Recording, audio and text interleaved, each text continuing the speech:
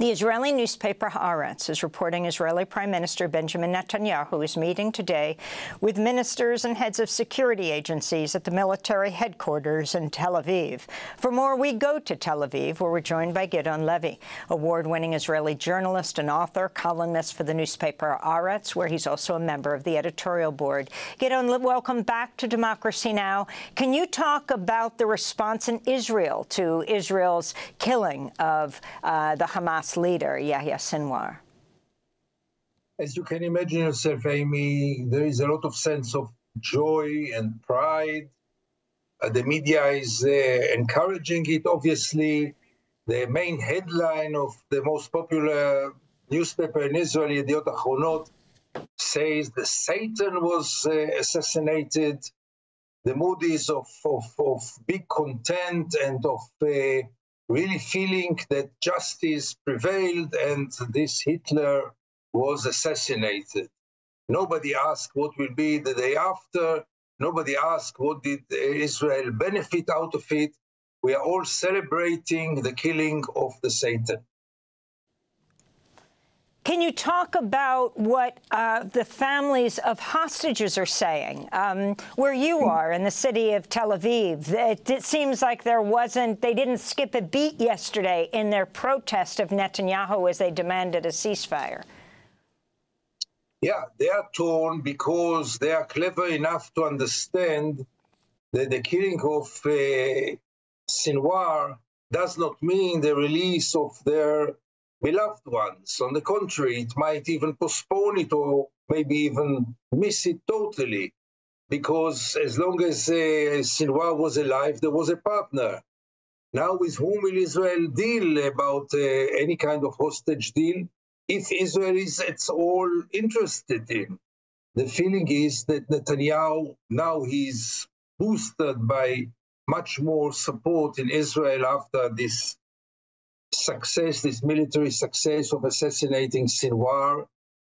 For him, the hostages were and still are not the first priority. And why would it now happen after it didn't happen for a whole year? I doubt it. Why would Hamas go for it now when it's so beaten and has so little to lose?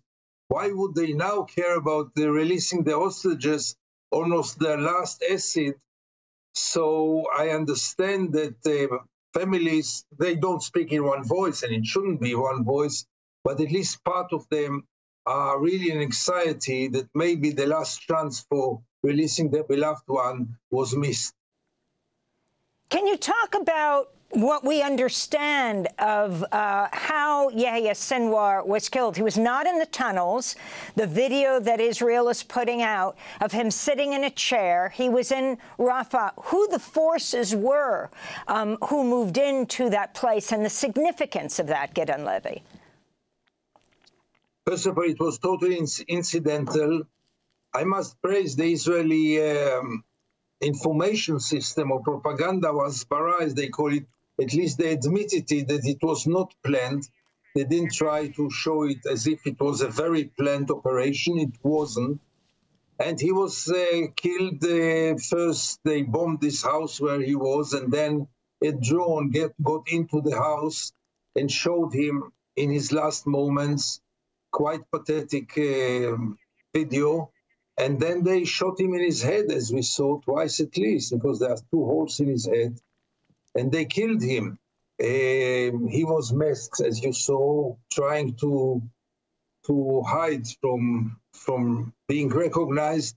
But in any case, it doesn't matter much.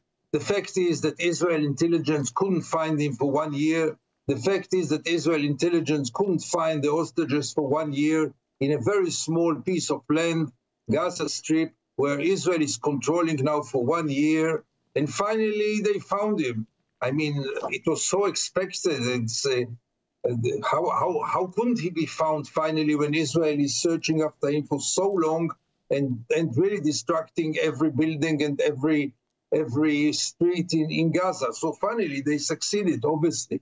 It's not a hell of a success, but in Israel, they are quite happy about it, and I can understand the sentiment. So where does what Israel plans to do with Iran fit into this story?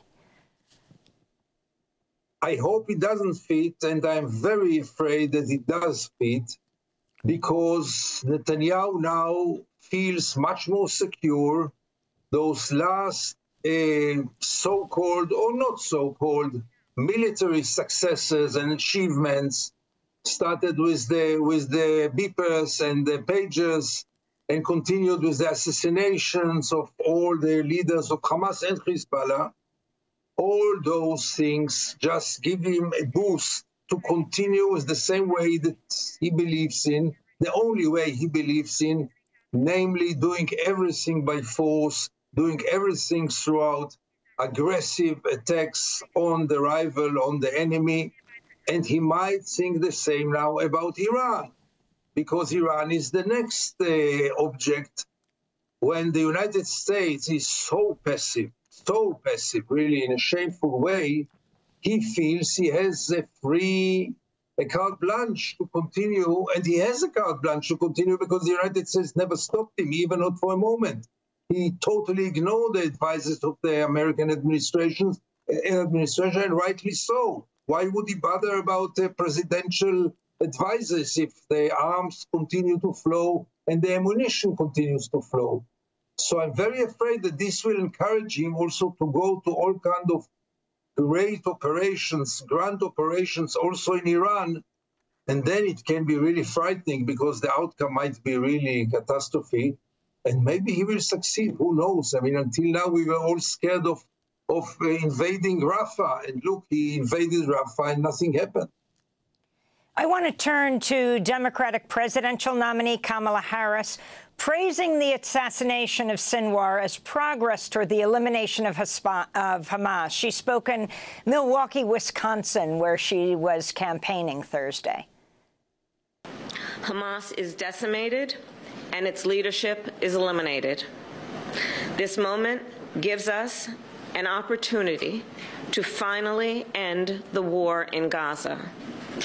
And it must end such that Israel is secure, the hostages are released, the suffering in Gaza ends, and the Palestinian people can realize their right to dignity, security, freedom, and self-determination.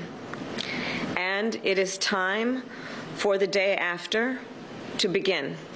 As we wrap up, Gideon Levy, if you can talk about this. I mean, in the letter, apparently, from Biden saying that they will end arms sales or limit them after 30 days. A top former State Department official said, where is it in the law to say if they are starving Gaza, stopping humanitarian aid to Gaza, that you wait 30 days? Even before the 30 days, whatever Vice President Kamala Harris said are wonderful words. I could sign on each word and word that she said. This is really a noble idea to stop this war, to let the Palestinians have dignity and freedom and security, and to let Israel security. It's wonderful. The question is, what did the American administration do to promote those things in the recent year or years? And the answer is nothing, because whatever the administration said was in total contradiction to its deeds. When you continue to supply in an unconditioned way arms and ammunition to Israel, it means you wanted to use it. And what is the use of it? Killing 17,000 children in Gaza. That's the use of the American ammunition. Gideon Levy, we're going to have to leave it there. I thank you so much for being with us. Award-winning Israeli journalist and author, columnist with Haaretz and on its editorial board.